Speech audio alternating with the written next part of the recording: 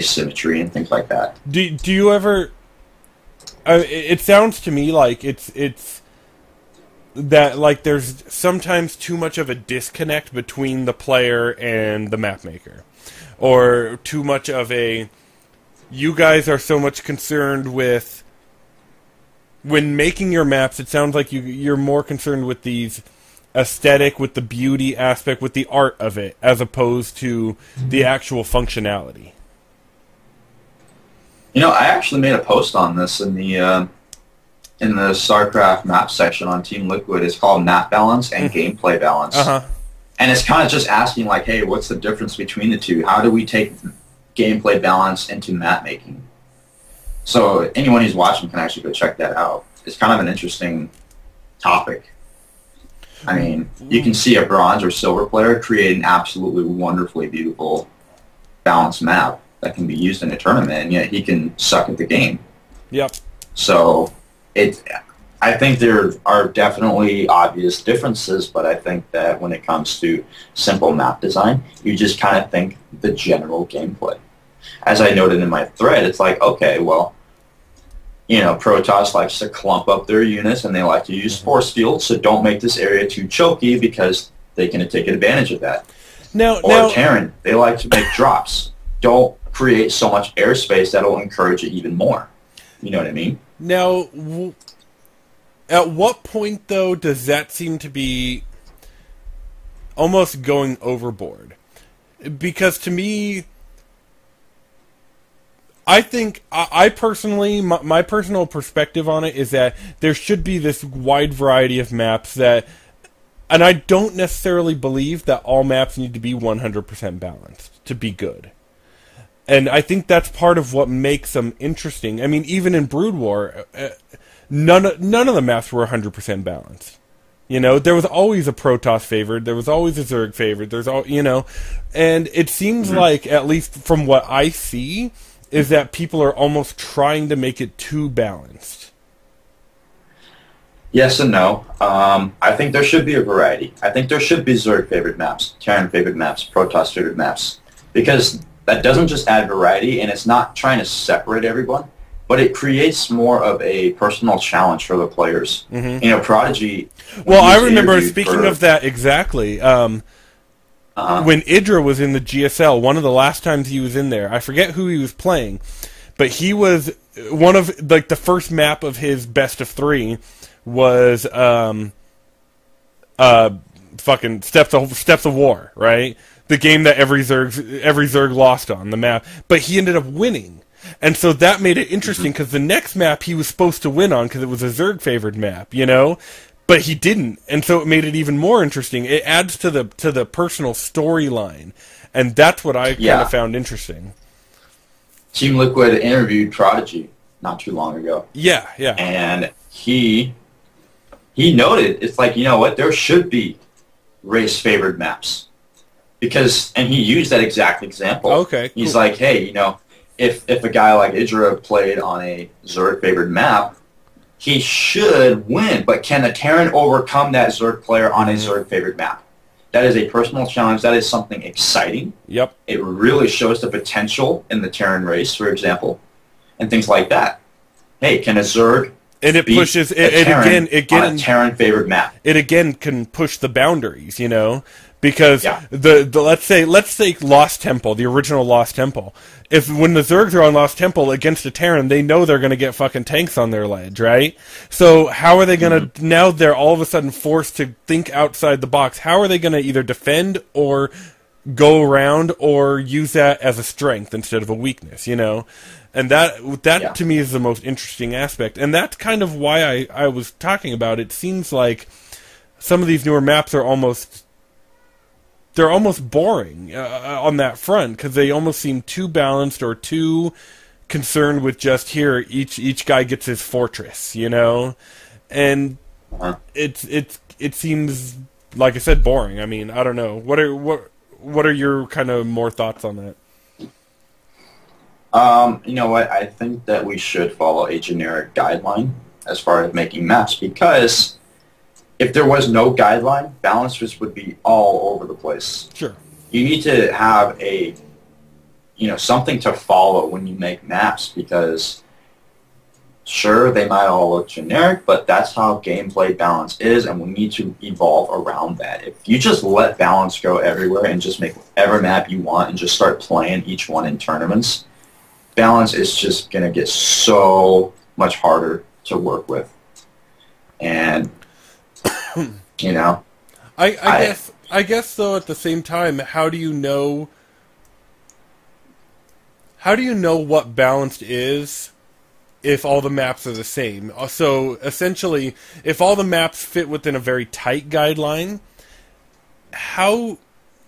and let's say the game ends up being perfectly balanced in that form, right? Or at least statistically speaking. Now, let's say someone comes out with some crazy friggin' map like Haven's Lagoon, or some just ridiculous, some Desert Oasis, or one of these weird, crappy Blizzard maps, right? And that's completely different, and it basically is...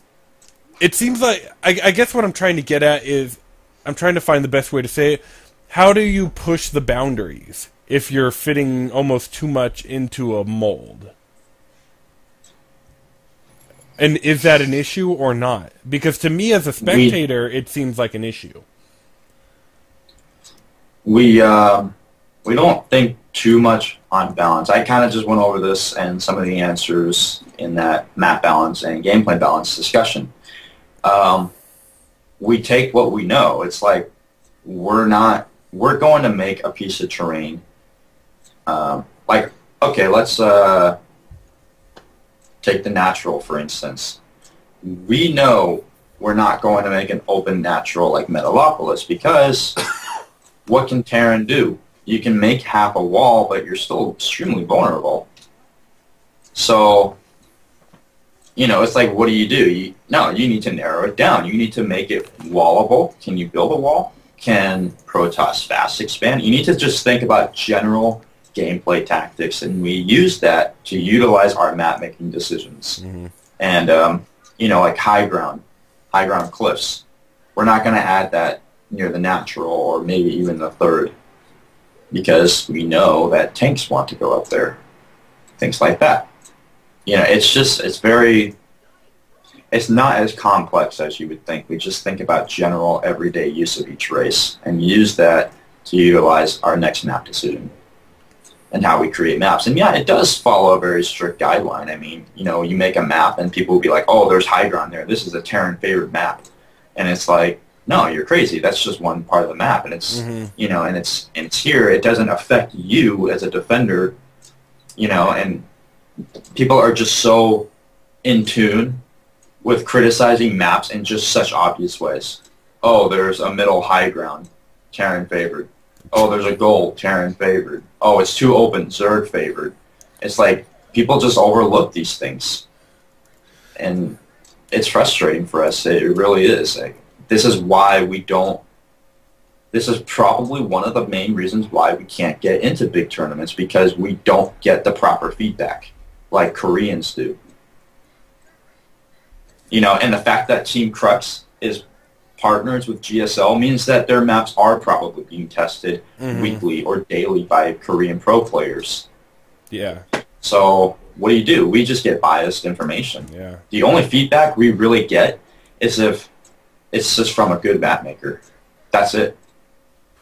That's the only real true feedback we'll ever get. At least maybe we're lucky to get a high Masters player, but that's it.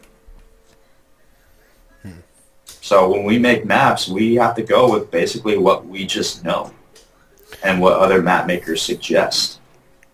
So that's the hardest part. All right. Yeah.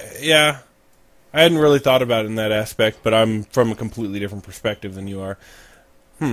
So, speaking of changing maps feedback, let's kind of move on a little bit. You have a new map that you spent some time. Go ahead. What's your stream? Tell us a little bit about your stream. Okay, I am a map maker from TPW, if anyone is unaware, and I've decided that I want to try and get the map community a little more involved. So I decided to create my own map stream for mailing maps. And, you know, I'll do other things too, like analyze maps or maybe talk to other map makers. I tried that earlier today, but it didn't work. So I got to work on that. Thank you, Johannes. I know you're probably watching this, but okay. But, you know, just little things like that, and try to coach people through it and say, like, oh, this is why I'm doing this change, you know, and things like that. And, hey, you know, here's a good tip when you're map making and things like that. And then I'll look at the change, and I'll kind of draw stuff out with units and just kind of analyze and say, like, why is this good, why is this bad, and things like that. So that's the whole goal of my map making stream. So anyone who's into map making or mailing maps or wants to get into it or just wants to see what the life is like for an average map maker, you can tune in. It's on the YouTube streams in Team Liquid. And what's the Twitch TV name? It's just twitch.tv/IronManSC. All right, cool. Just for anyone who's interested. So you were working early. You have a new map out, which you've been getting quite a bit of feedback on the thread about. I'm going to go ahead and bring that up. Fractured. Tell us a little bit about this map. It's a new map. I haven't made a map for about a month and a half, ever since Ohana. So it was really hard to come up with another design. I mean, I even took like about a month break just from map making in general because I was sitting there thinking, like, I cannot come up with another map design. It is so hard sometimes. The thing is, if you can think of a cool map design, chances are it's probably already been made.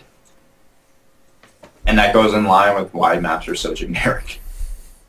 So that's the tough part. So I just went into the editor a couple weeks ago or so and just kind of laid it out. And I was like, huh, like this map actually might work. And so I followed through with it. And today on my map making stream, I worked on the 12 and 6 o'clock bases, which are now removed, and replaced with a Typhon Peak concept blocked by rocks. So that's how that is what it looks like right now, and hopefully everything works okay with it. But this map really does show a lot of promise. I've watched a lot of Terran vs. Protoss games and Terran vs. Zerg games with a lot of high master players, and everything actually looks pretty good. There's a lot of 3-4 base play, so I'm really excited about it. Good. Are you looking to be part of your guys' map pool, or? We've been actually talking about that lately. You know, which maps do we say are TPW and which ones do we not? So we're kind of deciding on that. We're just thinking, you know what, if these maps are used in tournaments, we'll call it a TPW map. But we're still kind of in the talks for that. This might be a runner-up. I don't know. It depends on the quality and the playability and as far as balance goes. So I can't say for sure.